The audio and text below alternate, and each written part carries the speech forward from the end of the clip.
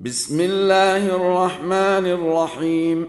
يسبح لله ما في السماوات وما في الأرض، له الملك وله الحمد، وهو على كل شيء قدير.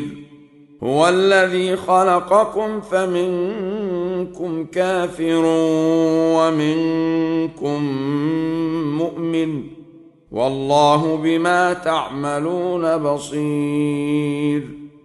خلق السماوات والأرض بالحق وصوركم فأحسن صوركم وإليه المصير. يعلم ما في السماوات والأرض ويعلم ما تسرون وما تعلنون، والله عليم بذات الصدور. ألم يأتكم نبأ الذين كفروا من قبل فذاقوا وبال أمرهم ولهم عذاب أليم. ذلك بأنه كانت تأتيهم رسلهم بالبينات فقالوا أبشر يهدوننا فكفروا وتولوا واستغنى الله، والله غني حميد. زعم الذين كفروا أن لن يبعثوا، قل بلى وربي لتبعثن ثم لتنبؤن بما عملتم، وذلك على الله يسير. فآمنوا بالله ورسوله والنور الذي أنزلنا، والله بما تعملون خبير. يوم يجمعكم ليوم الجمع، ذلك يوم التغابن.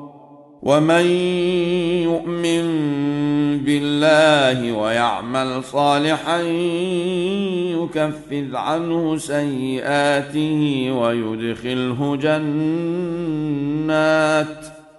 ويدخله جنات تجري من تحتها الأنهار خالدين فيها أبدا، ذلك الفوز العظيم. والذين كفروا وكذبوا بآياتنا أولئك أصحاب النار خالدين فيها، وبئس المصير. ما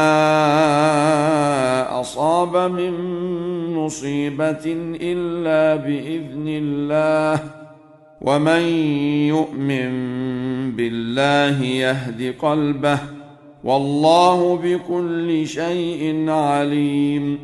وأطيعوا الله وأطيعوا الرسول، فإن توليتم فإنما على رسولنا البلاغ المبين. الله لا إله إلا هو، وعلى الله فليتوكل المؤمنون. يا أيها الذين آمنوا إن من أزواجكم وأولادكم عدوا لكم فاحذروهم، وإن تعفوا وتصفحوا وتغفروا فإن الله غفور رحيم. إنما أموالكم وأولادكم فتنة، والله عنده أجر عظيم. فاتقوا الله ما استطعتم واسمعوا وأطيعوا وأنفقوا خيرا لأنفسكم، ومن يوق شح نفسه فأولئك هم المفلحون. إن تقرضوا الله قرضا حسنا يضاعفه لكم ويغفر لكم، والله شكور حليم. عالم الغيب والشهادة العزيز الحكيم.